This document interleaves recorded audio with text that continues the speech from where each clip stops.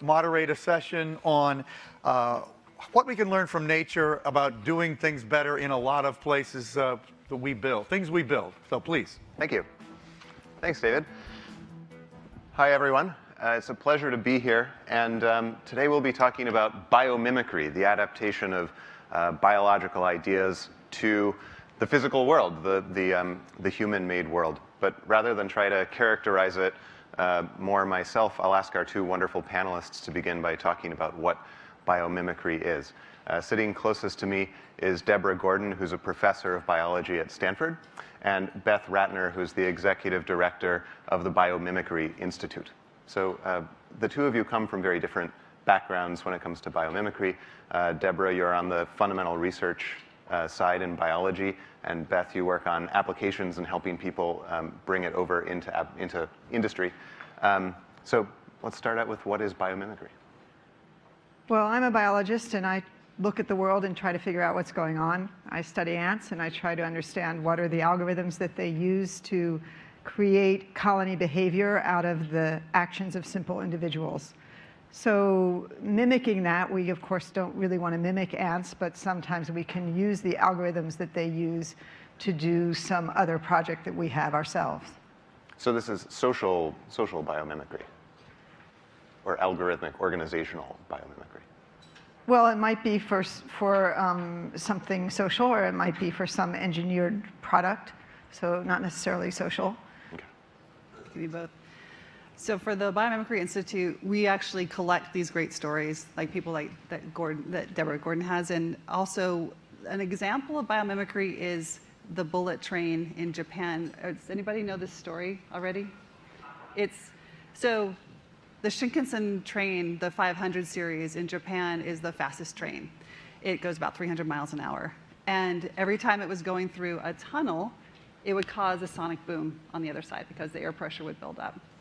So what was happening eventually is the people of the community said, enough with the sonic boom, you're going to have to fix this. So the lead engineer, and the nose of the bullet train is designed literally like a bullet.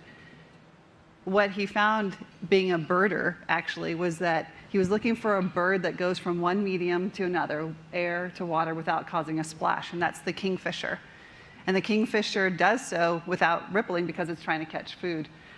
By following the exact geometry, like Deborah was just saying, following the algorithm of that beak, he was able to decrease air pressure by 30%, get 15% better fuel efficiency, and increase the speed of the train by 10%. That's what we mean by biomimicry. How do you look to nature to design, in our case, things that are more sustainable, better design? In a case like that, what is it that keeps the conventional process of engineering from discovering that a shape like that is ideal? That's a great question. I'm always amazed by, these are people who are engineers. There's another great example of Dr. Frank Fish. It sounds like a kid's story. Dr. Frank Fish studied whales. And Dr. Frank Fish noticed one day that whales, humpback whales specifically, are very agile, right? They dance. If you've ever seen film footage of whales before, sorry, I'm going to ignore you guys. They move beautifully. And they have tubercles at the ends. And this is a guy who does wind turbines all the time. And he says, I can't even have bug debris on my wind turbines without it affecting performance. How are these whales, which have scalloped edges, performing? And this is a guy who, like I said, studied fluid dynamics. By emulating that exact pattern, actually, and then exaggerating it even, they're able to get 20% greater efficiency. So why don't people like this know? I think it's because we silo our education process. You learn fluid dynamics in a very specific way. It's supposed to be flat and straight. You're not supposed to look to nature. And you have to literally break that silo and look to a different lens. I think, for any problem, there's an infinite number of solutions. And sometimes the hard part is figuring out what exactly is the problem that's being solved in nature. So that an engineer might think of the problem of the train going through the tunnel as a train and tunnel problem. So the hard part is seeing that as the same problem as how the kingfisher slices through the water. And I think the more that we learn about ecology, about how organisms, how plants and animals function in the world and deal with the changing conditions and what exactly are the problems they're solving, the more that opens up possibilities for using those solutions. So how would you go about if you have a, what seems to be a very clear-cut engineering problem, and you want to take inspiration from biology or approach the problem in the way that evolution already has? How do you go about defining your problem in a way that you could look to nature? Well, I guess we have to think about some of the fundamental issues that organisms deal with, and I think some of them are operating costs, how resources are distributed, whether they're patchy and clustered or whether they're random, how quickly things change, what kinds of threats of rupture there are, that is, how stable is the environment in which the process is working, what are the security threats. So there's some basic issues that organisms deal with all the time, and I guess it's a matter of trying to figure out where your problem matches up with a problem in nature. So understanding the whole context of the natural environment and what the nature is encountering. Yes. Let me just add to that, because it's the question of function. That's the first step in biomimicry, is what is the function that you're trying to accomplish there? And deciding what the biological function is actually not all that easy. This is a 5-step process. Even being able to orient around what is, so in this case, like you said, going from one medium to another with the train, or as we see with cross-linking for adhesives, you don't look for, I'm looking for a formaldehyde replacement, let's say. You say, I'm looking for cross-linking, and then you have to look at what are the replete examples within biology, and then map that into a design concept that you then test with new materials. It's a really different paradigm for people to think in terms of function. And to help out with that, we have a database called Ask Nature that is freely available to people. And you can type in that question: how does nature adhere? How does nature retain moisture? But we only have about 1,600 records, and there's millions of examples. So, yeah, I think the simple answer is that engineers need to talk to biologists. Mm-hmm. I mean, I wouldn't know how to build a tunnel for a train, so I would find an engineer and talk to them about it. And I think there has to be a conversation, and that's how it starts. Are there cases where biology has informed engineering, which has then in turn informed biology? Does it ever go the other way around, that engineering helps biologists discover what the motivation or mechanism for something might be? Oh, I think that all of the work that's going on in data networks and distributed algorithms has been great for those of us who are trying to understand not just ants, but cellular processes, how tissues form, how cancer works, because those tools from engineering are helping us to structure the way we understand nature. Mm-hmm. They've given you the abstraction tools Yes. needed to characterize the system. Yeah, a way to formalize what we see. Yeah. Beth, when people use your database, how much does a user of your database need to know about biology? Is this stuff accessible to anyone who wants to kind of wander in and use a principle from nature to inform a physical design? It's a great question, because we definitely designed it for designers and engineers, non-biologists, and yet a lot of the abstracts that we pull are from biologists, and so the translation needs some help. But it's the place to get started. About 500,000 people a year use our site, and we don't ever really even talk about it except for forums like this. So I'm pretty excited that people found it at all. And the hope is that, actually, I said that we grow the number of records, but we grow that translation ability. I think being able to see the work that people like Deborah do and watch videos around it, you start to get a different conception, and you don't have to have studied ants for 30 years to glean the nuggets. Right. Speaking of ants, what can humans learn from ants? I mean, where do you see applications in biomimicry that come from work on ants? Well, we've already seen some examples where we can see that there are algorithms for feedback that ants are using that correspond to ones that are used in data systems like the internet that I mentioned yesterday.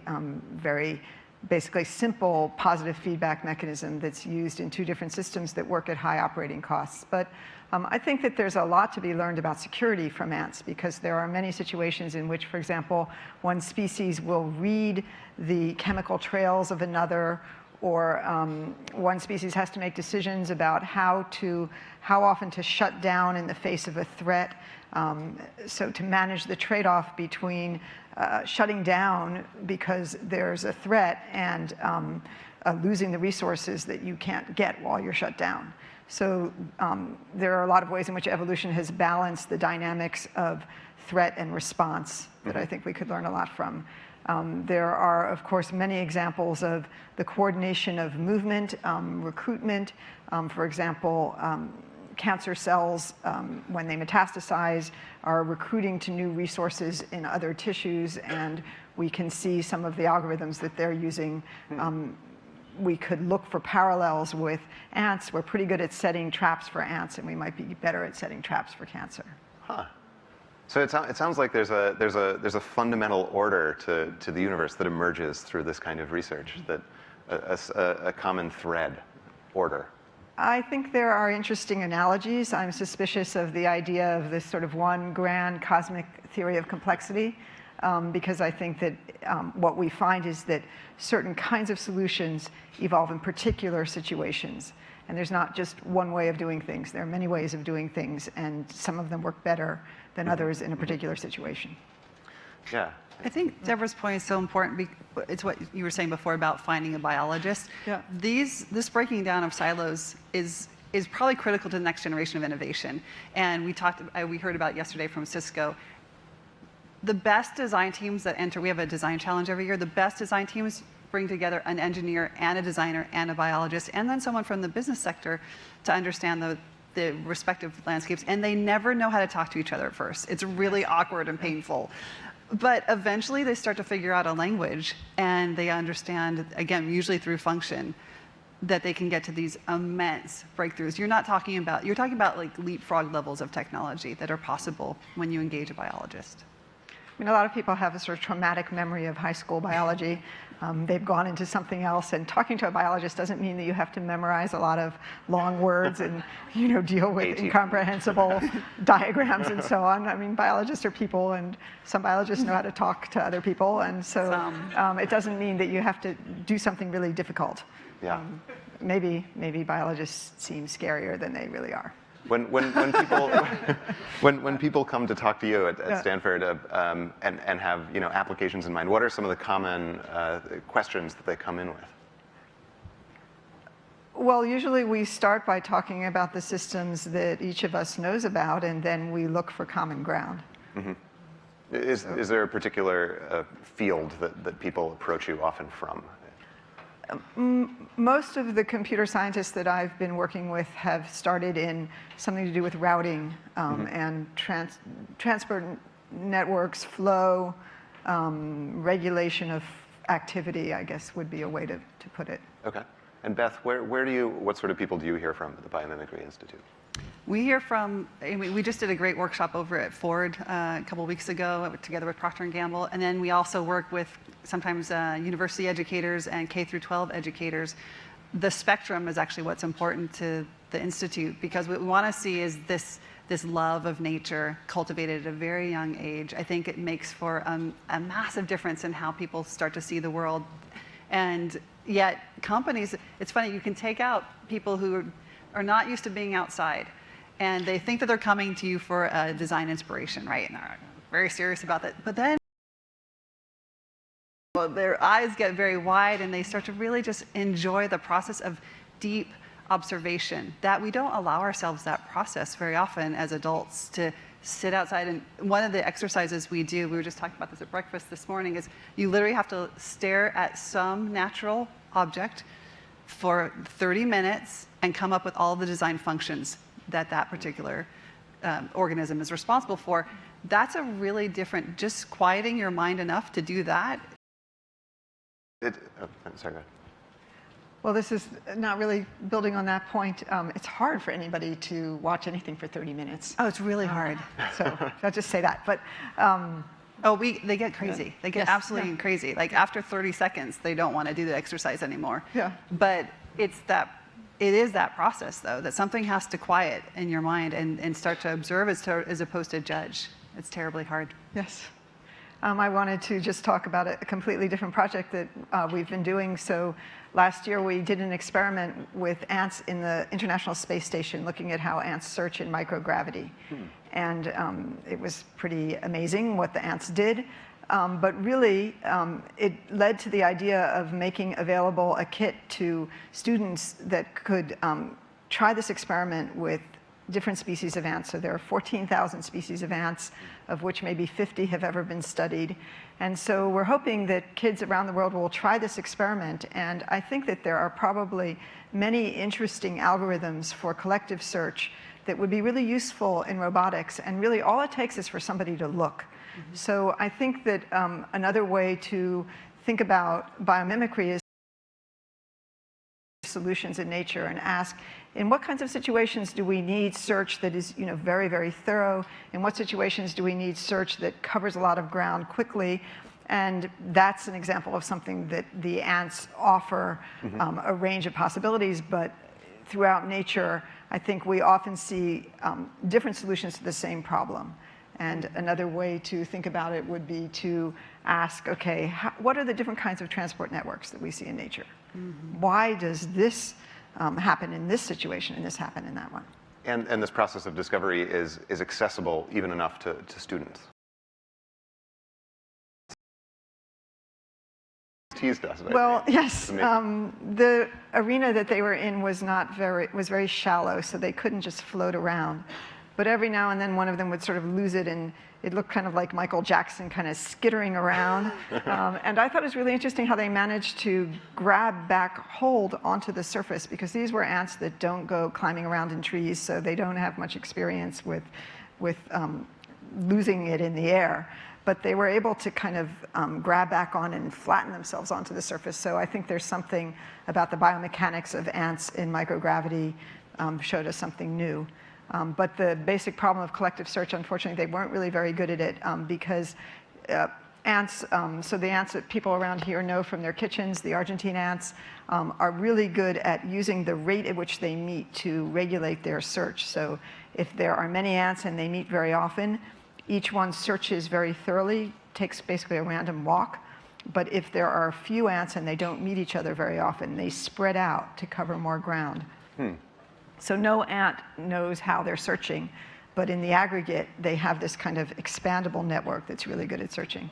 But the ants in microgravity were not able to do that, and I think that's because the relationship between local density, how often they meet, and the number of, and the interaction rate was kind of messed up, because every now and then, even if there were a lot of ants nearby, one was just floating past, and so it was kind of hard to meet. Yeah, right. So when we looked at the comparison between what they did in microgravity and what they did on the ground on Earth, they really did much better at searching on the ground. So haven't evolved to deal with microgravity. Yeah. Yeah. So I think both of you are sort of leading in the direction of social impact on this too. In your last responses a second ago, this seems like an opportunity for a broader audience to spend time in contemplation of nature and appreciating the complexity and beauty of its design. Is that something that you see and pursue? The way that I got into this work was to look at solutions to very real problems today, especially around toxicity. So as an example, brominated fire retardants is a big problem. Duke did a study a year ago. Every kid that they brought in to test had BFRs in their system. American women, the breast milk is 75 times more contaminated with BFRs than European women, where they've banned halogenated organic compounds. When we look to something as fundamental as ants, or we look to something as fundamental as the blue mussel shell that's right outside, the window here, there are new ways of looking at dopamine specifically, which is amazing in and of itself, because dopamine does so much in our own brain chemistry. But what the blue mussel secretes is an L-dopa amino acid that gets activated by the oxygen and the iron in seawater. That's what makes the adhesion happen. So now all of a sudden you have a glue that's actually curing in water. That's crazy, right? If you ask most people how to cure glue, they would never say, let's do it in water. That same material is what they're using now. University of Texas just did a study that was released last month about replacing brominated fire retardants with dopamine-based, where they just raise the pH a little bit and dunk it at this polyurethane foam and water, and now all of a sudden it's performing 20% better than the BFRs. So it's really optimistic to me to see that we can change some sort of fundamental systemic problems through looking at very innocuous organisms. But we don't learn about nature through contemplation. I mean, I think contemplation and, connection with nature is a great thing, but doing science is something else. That's a different activity, and it takes collecting data and testing hypotheses and all that stuff. So I don't think we want to imagine that if everybody went out and site without the extra work of Invest. A second. So if anyone has a question, flag down someone with a microphone, and while you're flocking to the microphones, I have one more question. So when you work with students, is this a process through which they can sort of discover aspects of biological principles? Right. I absolutely believe that it's a waste of time to stand up in a room and tell students things. I never learned anything that way, and so I do everything possible to get students out, trying to learn for themselves and be wrong and realize that we don't know a lot, and all of those activities that are very stressful for your basic Stanford student who's used to getting everything right all the time. Right. Excellent. We have a question over here. I'm John from Hyundai Motors. Just question, any ideas or insights on how, through biology or animals, to help with congestion, traffic congestion in cities, particularly? Ants. Ants, yep. That's what they're best at. Besides crawling on top of each other, of course. Right. Well, I think that we need to understand more about traffic processes as distributed algorithms where you can't just expect everything to happen in a deterministic way, and some of the causes of congestion have to do with the aggregated outcome of many small blockages. And so a lot of the actually models of swarm behavior began by looking at the traffic problem, and we can see solutions in nature to that. But it sounds like they're not quite as easy as we would hope. Well, public transport's a good thing. It's funny though, you can actually tell me if this is true or not, because I have heard it, that the biomass of ants is actually greater than the biomass of humans on the planet. Is that true? Well, the claim was that the biomass in the tropics is half ants. Okay. So if you took all the jaguars and the big trees and everything, you put them on one side, and then the rest, would be Entirely ant ants. bodies. But it's very hard to actually measure that. To gather the ants to weigh them. Yeah, that's the hard part. Yeah. Do we have another Get a question? lot of ants. Yeah. David up front. Yeah. You don't need to call on me. Oh, okay. Well, we actually do have another one in the back, I think. Yeah. I have a question. Hey. We're here. Oh, hi. Yeah, you're behind the spotlight. Yes, I'm Patrick, the one with the dangerous questions. What do you think governments can learn from biology? What governments can learn from biology? Yeah. Ants.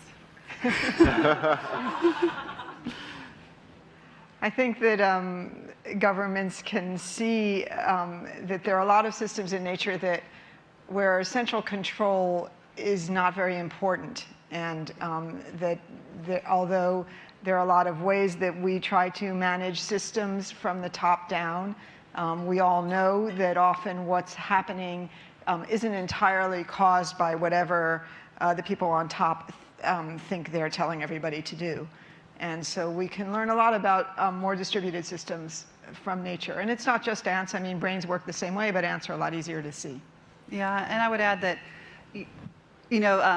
vortices for schools of fish, for instance, every little fish within a giant school will send off a little bit of a wave, like my fish imitation, right? Like the head flips and the tail flips. We usually have beautiful slides that we get to use, but not today.